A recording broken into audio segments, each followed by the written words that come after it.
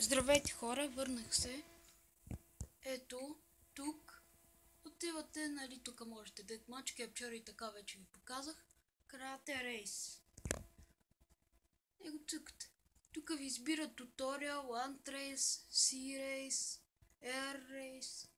Във въздуха ли да се състезавате, в морето или река. Или Land Race, такова на обиколки. Ама може примерно да обикаляте целия град. Това да ви обиколката. Примерно да речем айде Land Race. Race Details, нали ви пише. И тук пак име, такова описание, снимка, Maximum Players, Race Type, Road Type, на обиколки ли да е, Point to Point и така нататък. Number of Laps, 2, 30 тая, може 30 например. Да, и така. Тук си избирате какъв клас да са ви колите. Офроуд, спорт, всякакви може.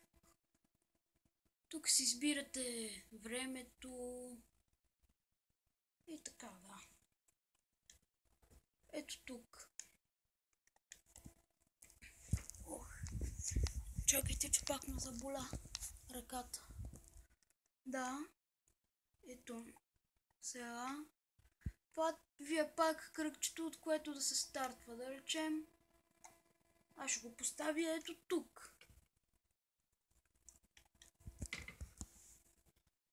Тук ви е люби камерата. Просто си снимате нещо, да речем ето това.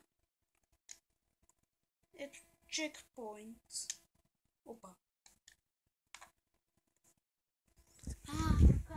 Горката ми тя. Как боли.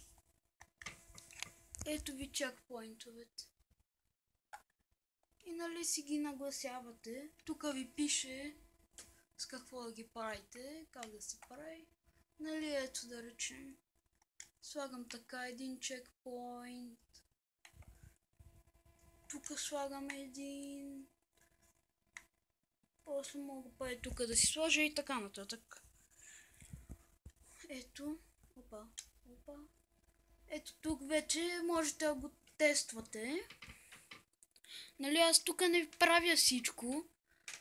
Ето тук да го тествате, цъкате и просто трябва да го минете чекпоинт и да финиширате. И да.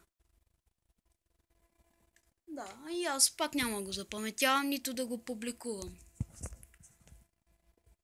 И да, това беше от мене с урока как да си направите състезания, last in standing и така нататък.